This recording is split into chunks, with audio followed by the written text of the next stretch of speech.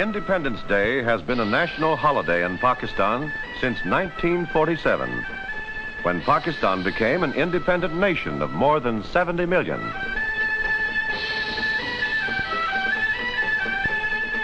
Pakistan is a country split in two, West Pakistan and East Pakistan, separated by 1,000 miles of another nation, the Republic of India. The people of West Pakistan and the people of East Pakistan speak different languages, live in different climates, eat different foods, but they pray to God in the same way. Most of them are Muslims. It is the Muslim faith which holds the nation together. The people of Pakistan have built a new nation in an old land.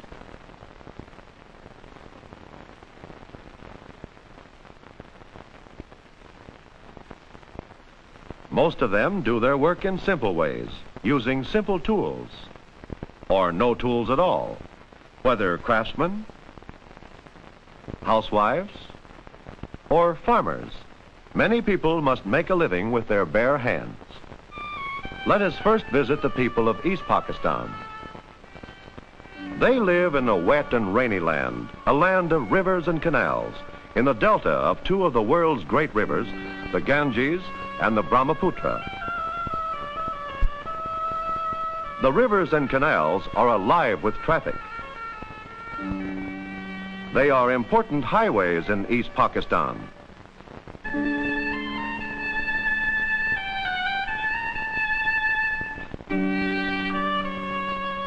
Along the canals, boats serve as homes to many families. By boat, they go to places of worship. By boat, they carry goods to market. In the water, they raise their crops. Rice is their principal food. When rivers overflow in summer, young shoots of rice are planted by hand. And at harvest time, oxen and people thresh the rice with their feet. The machine age has not yet come to the farmers of East Pakistan. Out of the water, the people of East Pakistan get their most important cash crop, jute. These tall plants are jute plants. Burlap and gunny sacks are made of jute. Harvesting is done by divers as we see it here. It is very hard and slow work indeed. The jute is planted in fields before the summer floods. It grows faster than the water rises. At harvest time, it stands several feet above the water. The valuable jute fiber is found inside the bark. One by one, the stalks are cut open, the bark peeled off, and the fiber taken out. Men wash the fibers in the stream and hang them out to dry. Much of the East Pakistani economy depends on the jute fiber. It is this kind of trade that helps support Dhaka, the largest city and capital of East Pakistan.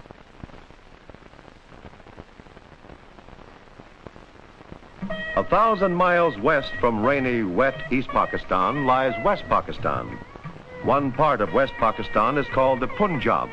This means the land of 5 rivers, rivers which give life to this hot and dry region.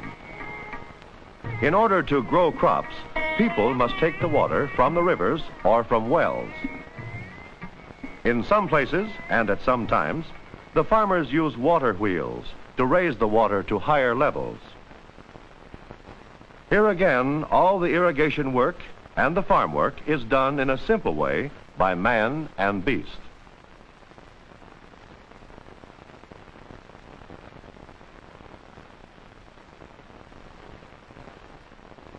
Farm tools are simple. A wooden drag is used to crush the soil. Seedlings are planted by hand. Where water is scarce, grass is hard to get. It is cut by hand and carried to the feeding places in the villages.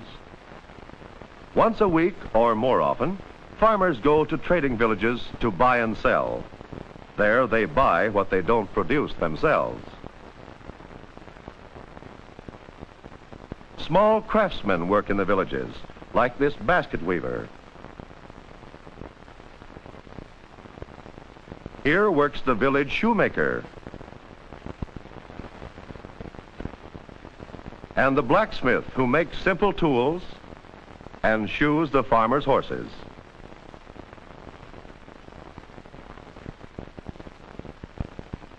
Because water is scarce, laundry is brought to the river villages to be washed by the dhobi, the laundryman.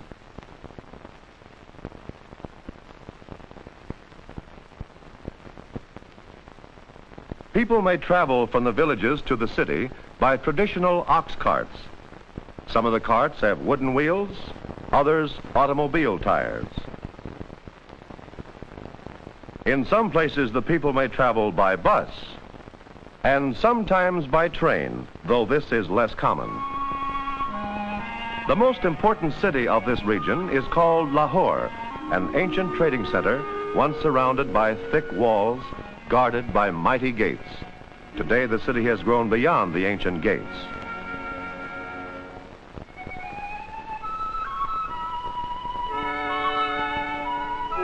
Pakistan's most beautiful mosque is in Lahore, and many pilgrims come here to worship.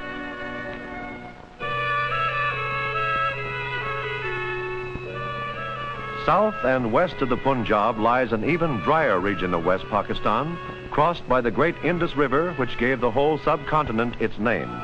The capital of Pakistan, Karachi, lies in this region. This desert area is the land of camels. Camel caravans travel for many miles across the desert to the big marketplaces. They may stop at small oases like this one for food and water. Camel drivers usually eat in the open next to their animals.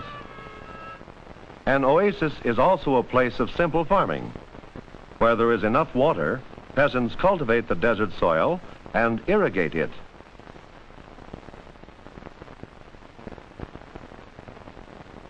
Some farmers in the oasis raise livestock for the city market.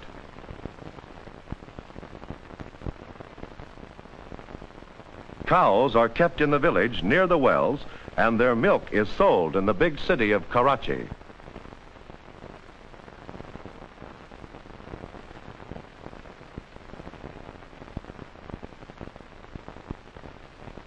People often travel by boat down the Indus River or by bus across the desert in search of work in the capital.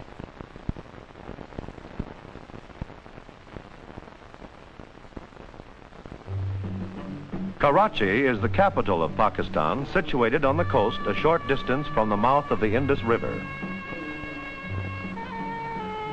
In some ways, Karachi is a modern city. It has several bright new buildings that do not seem to belong to this old land. The camel and the bicycle fight their way through the narrow, crowded streets of the capital. The camel is a beast of burden in Karachi.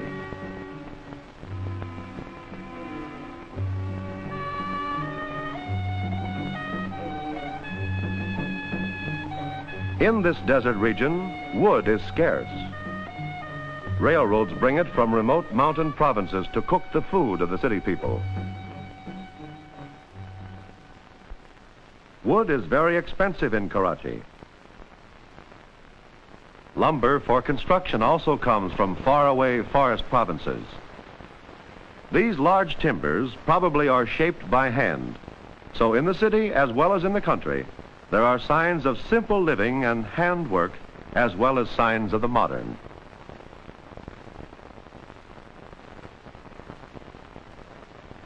These are bales of cotton. Cotton is the most important cash crop of West Pakistan. It grows in irrigated fields of the Punjab and along the Indus River. Karachi is the gateway to West Pakistan. Goods from all over the world pass through its busy harbor, and Pakistan's exports pass through it to other countries. Small ships bring bamboo from Malaya and India. Bamboo sticks are a popular and cheap building material for the poor.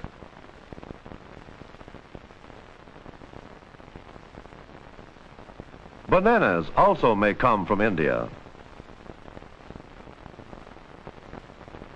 They are usually sold in the open market near the harbor by auctioneers. Auctioneers also sell sugar cane to small tradesmen. Merchants bid for each bundle of cane, and the highest bidder gets it. Tradesmen carry the sugar cane to their street shops, where they cut the cane into small pieces and sell it as candy.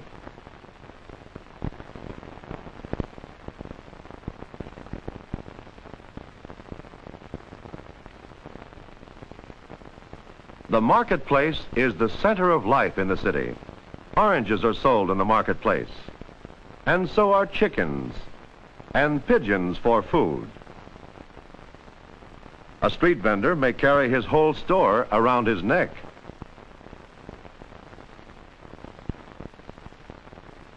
The baker prepares chapati in the streets. Chapati is a popular form of bread in Pakistan. Fish are cut and dried on the marketplace and often fried on the spot and sold to the people who come to the city.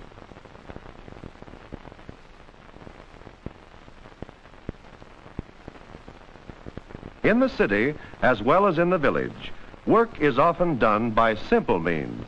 Everywhere, people do much of the work by hand. But Pakistan is changing.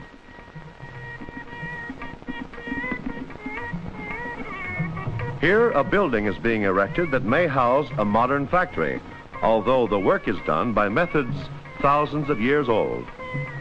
Cement is carried to the roof over a living stairway. From hand to hand go the baskets filled with cement to carriers on the top floor.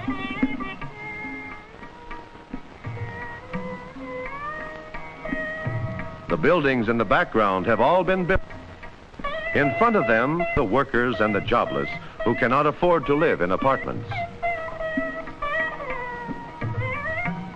So we have seen that East Pakistan is the land of river deltas and humid climate, and the Punjab in West Pakistan is an area of irrigated fields and water wheels, while the Karachi area is the desert home of the camel.